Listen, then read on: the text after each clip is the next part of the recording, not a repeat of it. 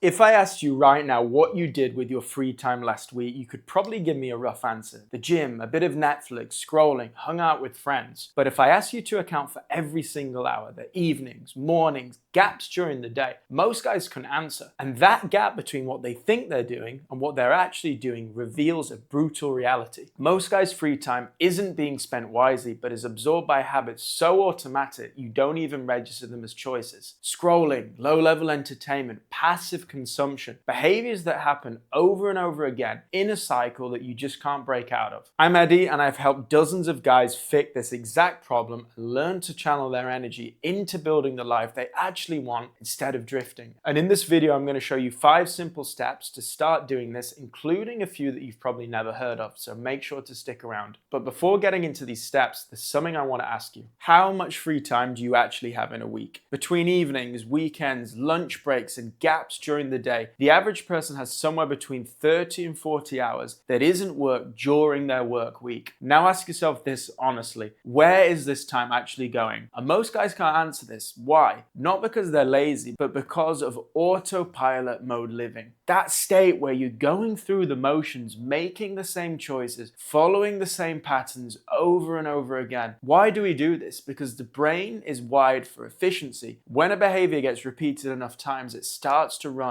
automatically. And your brain doesn't care whether this habit is good or bad. It just runs whatever has been repeated the most. And this is exactly why your behavior is often completely misaligned with the life you actually want. And you get sucked into hours of passive consumption. And the deeper problem here is that we were basically set up for failure from childhood. You came home from school, you watched TV, then came the internet, smartphones, social media, each one just another layer of passive consumption that got absorbed as completely normal. Nobody questioned this because everyone else was doing it. It was never presented as a problem, so the brain never treated it as one and ended up automating these behaviors. So how do we actually break this? Let's get into the 5 steps. This first step is one most people completely underestimate because it sounds very basic until you actually understand what it's doing. Moving your body multiple times during the day with no exceptions. And here's why this matters so much for your free time specifically. By the time most men reach a gap in the day, they're carrying physical tension that they haven't discharged. Sitting all day, low movement, constant mental input, it builds up in the body without you realizing. Think of it like a pressure valve. Tension accumulates throughout the day, whether you're aware of it or not, and it has to go somewhere. So what do most guys do? They reach for the easiest outlet available, scrolling, passive entertainment, not because they actually chose it, but because the body needs to discharge this tension, and it's the easiest option available. And the problem is this is an illusion. You don't actually release the tension, you just temporarily suppress it. And because you're overstimulating yourself, this tension increases and you end up feeling overwhelmed or drained afterwards. So how does this relate to movement? Movement discharges this energy properly. You get the tension out of your system, reset your physical baseline, and the part that most people don't expect, you actually have more energy afterwards, not less. Instead of arriving at your free time already fried, you arrive in a state where doing something intentional is actually possible. And ideally, this isn't just once a day. If you can add 2 or 3 sessions of movement spread throughout the day, it's going to be much more effective than one session followed by 10 hours of sitting down. So it can be things like going for a quick walk in the morning, going to the gym at lunch, martial arts training, and if you're pressed for time, even something like doing 20 push-ups or a round of shadow boxing can give you this mini reset. This needs to be a non-negotiable habit. You do it on tired days, busy days, and especially on the days you feel like skipping it. And every client I've worked with who managed to do this notices the same thing. Within a week, their free time just feels different because they've managed to use movement to help shift their state. So moving on to step 2, this is the one that most people have no idea how much of an impact it has on habits and behavior in general, your environment. Studies on habit formation consistently show that environmental cues, the layout of your space, the visual noise, the accessibility of certain objects are stronger predictors of your behavior than intention or willpower. So what does this actually mean in real terms? It means that a chaotic, unstructured space puts your nervous system into a subtle state of restlessness and stress. Or it could mean that you've designed your home in a way that pulls you straight into passive, low energy behavior the moment you get in the house. Your environment is either working for you or against you. It's as simple as that. So think about what happens to most people when they walk through the front door. The sofa is right there. The TV remote is on the arm of the chair. Phone charger next to the couch. There's snacks in the kitchen. kitchen. Everything is set up for 1 hour. Sit down, switch off, consume, and your brain, which is already running on autopilot by this point, just follows the path of least resistance every single time. And the fix is simple, but most people never do it because it feels too obvious, which is make doing the bad habit really annoying to do. So take the batteries out your TV remote and put them somewhere inconvenient. Log out of apps so you have to go through that annoying 2-step verification every time you log in. Don't have snacks in the house so you have to go all the way to the shop just to get them. I had a client drinking 2 or 3 beers every night the moment he got home, not out of addiction, but out of habit. So we made one change. Stop keeping beers in the fridge, meaning that the beers were warm, and then if he wanted one, he had to wait hours for it to get cold or go to the store. And this friction broke the loop almost immediately. So moving on to step 3, this one isn't mainstream yet, but I genuinely believe it will be within the next few years. And the men who build this habit now are already miles ahead. Here's what's happening. After a full working day, decisions, inputs, low-level stress, your nervous system is wound up. Think of it like a car engine that's been running all day. And at the end of the day, you should be switching it off so it can cool down, but most men keep it running in the background. They think the engine is off because they're not at their desks anymore, but they stay glued to screens, scrolling, watching, consuming, so the engine stays running, like a car that's just sat in your drive stationary with the engine on. Why is this? Because the nervous system doesn't know the difference between work stress and other types of stimulation coming from a screen. It just knows you're still being fed information, so the engine stays on and your tank gets emptier by the hour until it's exhausted. You wake up the next day already running on less than what you started with yesterday, and over time this compounds, and you end up feeling constantly tired, foggy, and permanently operating at half capacity. So how do we actually switch the engine off? Through a nervous system reset, a deliberate practice that brings you to a super calm and grounded state. And I've tested a lot of things over the years, and what works best are practices that combine breathing techniques, yoga, staying in uncomfortable positions for extended periods of time, relaxation techniques, and these practices can be hard to find that combine all of these things, and there's a lot of fluff out there. And if you want to learn more about how this actually works, reach out to me in the link in the video description. The key skill with all of this is recognition, learning to notice when you're starting to get restless, tense, or feeling strong urges to reach for stimulation, and recognize these symptoms as a need to reset your nervous system and intervene immediately. This is a huge cheat code that no one is talking about when it comes to saving your free time. Why? Because you reset and then afterwards you feel fresh to start working on something that moves you forward instead of going into these scrolling patterns. And speaking of scrolling, this brings us on to number 4, which almost everyone is guilty of. Here's what a typical day actually looks like for most men. They're at work, thinking they're being productive, but in the background, their email is open permanently. WhatsApp is running. There are multiple tabs open across the screen, and every few minutes something pings, a notification, a message, an email, and they check it every single time. Not because it's urgent, but out of habit, and also because of the cheap dopamine hit they get. And it's not just notifications. Anytime there's a moment of friction, a task gets slightly difficult, focus starts to slip, you start to feel bored, you check something automatically. Instagram, WhatsApp, news, email again. The cycle repeats dozens of times a day without you even noticing. And the brutal truth is that most guys are completely at the mercy of these impulses. There's no rules, no limits, no awareness, just a constant cycle of ping, check, scroll, repeat. They're not managing their attention